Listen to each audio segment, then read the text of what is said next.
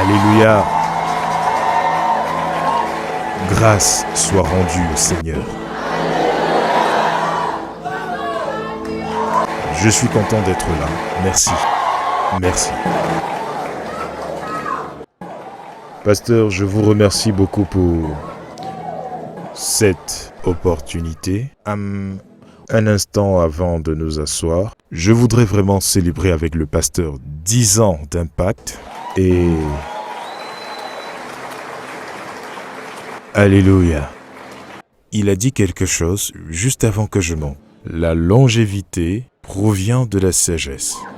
Toute chose qui dure longtemps, c'est parce qu'elle est fondée sur la sagesse véritable. Alléluia. Alors messieurs, nous vous saluons. Merci pour votre vision. Nous vous remercions pour votre amour, pour votre travail, au nom de Jésus-Christ. Et pour cette session, levons les mains vers le ciel et demandons au Seigneur de nous parler. Allez-y, priez que cela vienne du fond de votre cœur. Seigneur, parle-moi. Seigneur, parle-moi. Seigneur, parle-moi. Who is like him, Lion and the Lamb, seated on the throne? Mountains bow down, every ocean roar to the King of Kings. We will praise Adonai from the rising of the sun to the end of every day. Praise Adonai. All the nations of the earth, yes, we will praise Adonai from the rising of the sun till the end of every day.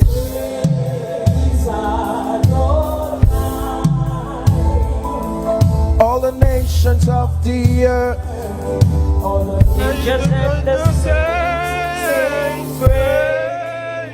Parle à nos cœurs cet après-midi. Et que ta parole nous élève, nous change, nous transforme. Fais que nous passions d'une dimension de gloire à une autre. Au nom de Jésus, nous avons prié. Que Dieu vous bénisse, veuillez prendre place. J'enseigne cet après-midi sur la voix de Dieu. Je veux s'il vous plaît que vous soyez attentifs parce que je crois en plus de tout ce que vous avez écouté, de puissants prédicateurs, que ceci est une leçon qui, pour beaucoup d'entre nous, sera une réponse aux prières de longue date. Pour beaucoup, cela apportera de la perspective et de la confiance dans votre marche avec Dieu. La voix de Dieu, psaume 29. Commençons par le verset 3, psaume 29, à partir du verset 3. Il est écrit « La voix de l'Éternel retentit sur les eaux. Le Dieu de gloire fait gronder le tonnerre. » Lisons jusqu'à 9. « La voix de l'Éternel domine le bruit des grandes eaux. La voix du Seigneur résonne avec puissance. La voix du Seigneur résonne avec majesté. La voix de l'Éternel brise les cèdres. » Oui, l'Éternel brise les cèdres du Liban et il fait bondir le Liban comme un veau. Il fait sauter le Liban et Sirion comme un faon de licorne. La voix de l'Éternel fait jaillir des flammes de feu. La voix de l'Éternel fait trembler le désert. L'Éternel fait trembler le désert de Kadès. Le dernier verset. La voix de l'Éternel fait mettre bas les biches. Elle dépouille les forêts. Mais quant à son palais, chacun les glorifie. Lisons un autre passage. Ézéchiel chapitre 43 du verset 1 à 2. Ézéchiel 43. Puis me ramena vers la porte mentionnée ci-dessus, savoir vers la porte qui regardait le chemin de l'Orient. Et voici, la gloire du Dieu d'Israël s'avançait vers l'Orient. Et sa voix était comme le bruit de beaucoup d'eau, et la terre resplendissait de sa gloire. La Bible est très claire sur le fait que la vie du royaume a été conçue de telle sorte que l'avancement et le progrès des croyants dépendent principalement de leur capacité à se laisser conduire par Dieu et par son esprit. La vie de foi a été conçue par Dieu de telle sorte qu'il n'y a aucune possibilité de progrès significatif en dehors de la voie de Dieu. Alléluia. Les croyants sont conçus pour continuellement croire et dépendre de la voie de Dieu pour la direction et l'orientation. Ainsi, même Jésus, lorsqu'il est venu dans la chair, a exprimé très clairement son besoin d'être dirigé par l'Esprit de Dieu. La Bible raconte qu'après son baptême, l'Esprit l'a emmené à aller dans le désert pour être tenté par le diable. Aussi, la Bible dit qu'il revint avec la puissance de l'Esprit. Alléluia. C'est probablement l'un des plus grands psaumes que nous connaissons. Psaume 23 est un psaume très profond de David parce que ça capture la direction du Saint-Esprit et les implications de la direction de Dieu de manière générale. Il dit, lisons ça, « Le Seigneur est mon berger. » Il dit, « Je ne manquerai de rien. Il me fait, voyons ceci, ce même Seigneur, comme mon berger, il me fait, il me dirige près. » Verset 3, « Il restaure, il conduit mes pas. » Verset 4, « Il me guide près des eaux paisibles. » Vous voyez qu'il y a une direction, une orientation, une fabrication, le tout par ce grand berger. Cela signifie donc que si vous ne comprenez pas la voix de Dieu et la nature de son leadership, vous risquez d'être bloqué dans une position spirituelle et qui affectera tous les aspects de votre vie. Alléluia! Il y a beaucoup de croyants aujourd'hui qui n'ont pas été capables de marcher dans la plénitude de leur destinée prophétique, non pas à cause de la rébellion, mais de l'incapacité d'entendre et de comprendre les expressions de Dieu. Bien-aimé, comprendre les communications de Dieu est une besogne très importante pour tout croyant sérieux. Je dis pour tout croyant sérieux. Alléluia. En fait, la Bible nous dit dans Romains chapitre 8 au verset 14 que l'un des sceaux de notre filiation est que nous avons la capacité d'être conduits. Il est dit car tous ceux qui sont conduits par l'Esprit de Dieu, ceux-là sont fils de Dieu. Est-ce que vous me suivez? Il semble y avoir une grande confusion quant au concept de la voix de Dieu. Le croyant moyen comprend ce qu'implique le fait d'être conduit par Dieu, mais il semble qu'il y ait dans le corps du Christ une grande confusion. Oui, une confusion. Nos vies et nos résultats ou l'absence de résultats montrent clairement qu'il y a quelque chose à propos de ce sujet qui n'a pas été bien compris. Alléluia. Bien-aimés, j'espère donc que durant ce temps que nous passerons, que Dieu nous accordera la clarté et l'intelligence sur le concept de sa voix.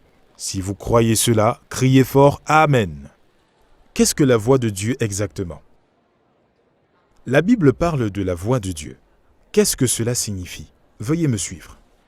Bien-aimés, nous devons comprendre que le concept de voix ne se limite pas aux paroles de Dieu seul. C'est la première chose que je veux que vous compreniez. La Bible utilise de manière générique l'expression « voix », mais qu'elle ne se limite pas aux communications vocales ou aux paroles de Dieu.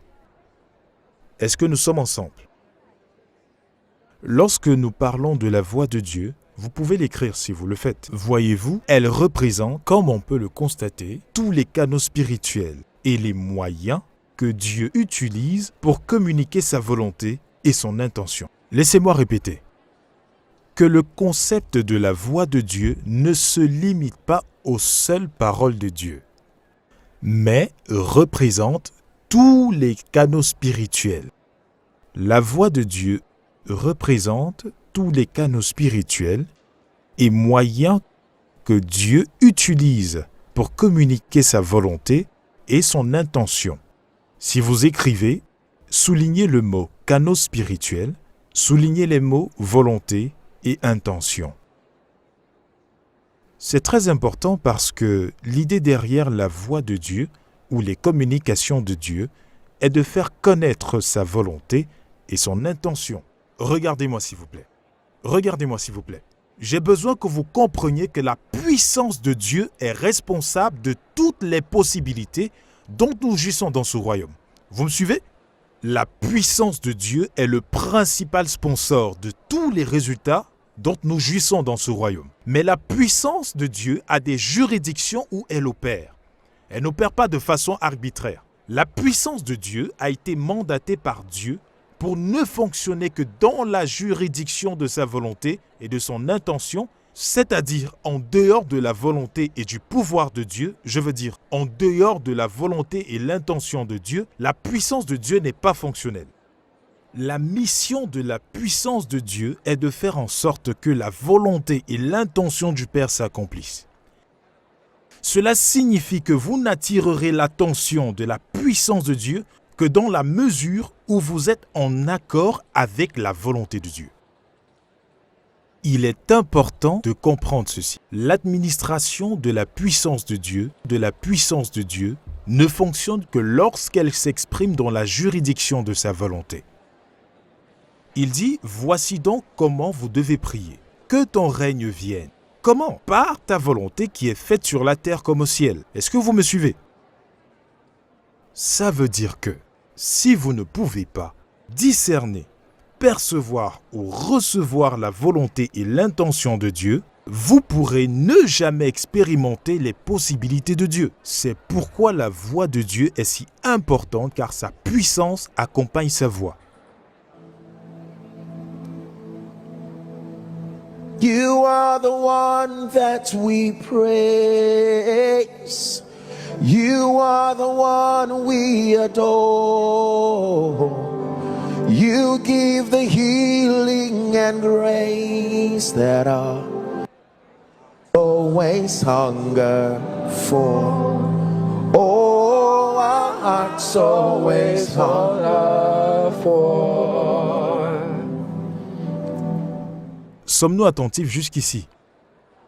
Alors, nous avons donc établi le fait que le concept de la voix de Dieu n'est pas limité à ses paroles, à ses communications vocales seulement, mais il s'agit d'un terme englobant tous les canaux et les moyens que Dieu utilise pour communiquer sa volonté et son intention. Veuillez dire après moi volonté. Dites après moi intention. Une fois de plus, dites volonté. Dites intention.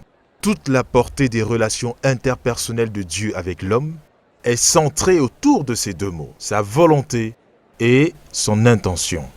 Le but de la communication spirituelle de Dieu à l'être humain est de faire que soit accessible à l'homme la volonté et l'intention de Dieu. Alléluia. Alors, au cours de cette session, nous allons donc voir comment Dieu parle. Comment parle-t-il exactement? Parce que une multitude de croyants sont égarés sur la façon dont Dieu parle ou comment Dieu communique. La Bible révèle différents canaux qui ont été utilisés par Dieu pour communiquer sa volonté et son intention, que nous appelons génériquement la voix de Dieu. En fait, dans Hébreux chapitre 1 au verset 1, il est écrit « Dieu qui, en divers temps et de diverses manières a parlé. » Notez ce qui est dit. De diverses manières a parlé. Dieu qui, à plusieurs reprises et de diverses manières a parlé autrefois au Père par les prophètes, dans ces derniers temps nous a parlé. Vous voyez différents canaux, des époques diverses manières de parler. Maintenant, il nous a parlé par son Fils. Il existe plusieurs canaux de communication spirituelle. Je ne les détaillerai pas, mais permettez-moi d'en énumérer quelques-uns. Et voici le numéro 1.